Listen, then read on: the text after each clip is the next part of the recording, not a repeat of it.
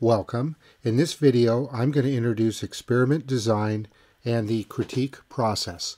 Probably the best example of experiment design is all the research that university professors and their graduate students do. So experiment design involves identifying a super important problem, figuring out what other people already know about this problem. What's the research literature say? Designing an experiment to get data or observations, executing the experiment, and then drawing conclusions, and then reporting the results, telling people what we believe the data tells us. Some features of experiment design. First off, we use data, evidence, and reasoning for making decisions, reaching our conclusions.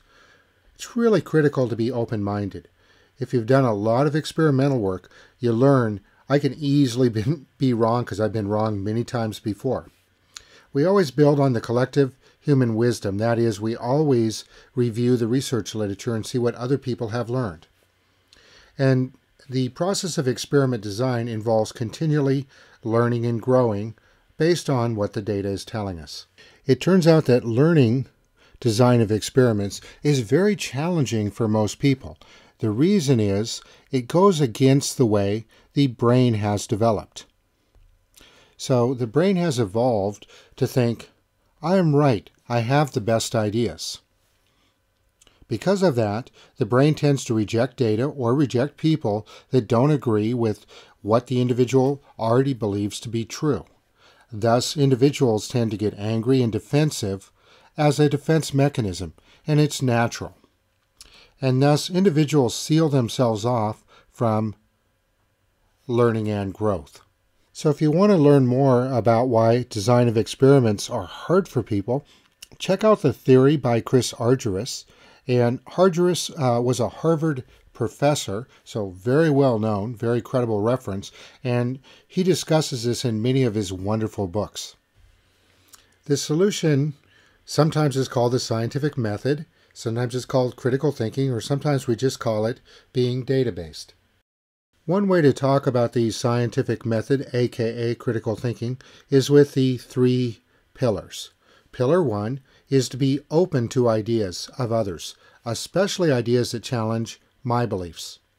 Pillar 2 is to use data, evidence, and reasoning to continually figure out which ideas are the best ideas, what does truth look like, etc.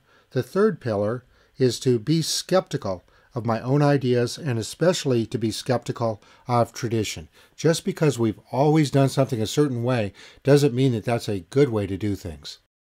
The purpose of the critique process is to grow critical thinkers. And there's three key concepts here. Critique itself, it's a method for disciplined and systematic analysis of results. So we do this when we do a defense as a graduate student, when we submit a paper for peer review, when we do an oral exam as a graduate student, etc. It's a common practice in academia. Boot camp involves, first off, an experiential immersion, and it's an immersion into a culture that is generally unfamiliar to the learner. The key element of a boot camp is learning the values of the new culture. The concept of elders I picked up from studying Native American cultures. And so an elder is a person who has accumulated a great amount of wisdom, passion, and knowledge through their professional practices. And it's a person who really cares about transmitting this to people with much lesser experience or people who are just beginning their journey. The critique process can be summarized like this. Students summarize their design of experiment project, and I'll do this in 1 to 3 minutes, and a key focus on showing data. And then the role of the elders is to ask probing questions in a professional environment. Features of the critique. It's very important that the elders are super respectful to the students, model professionalism. This stuff is hard to learn. It's very important for the elders to give open and honest feedback. It's very important for all people to be time effective. People who know me know I hate busy work. It's very important for the instructor to engage the students in a cyclic improvement process.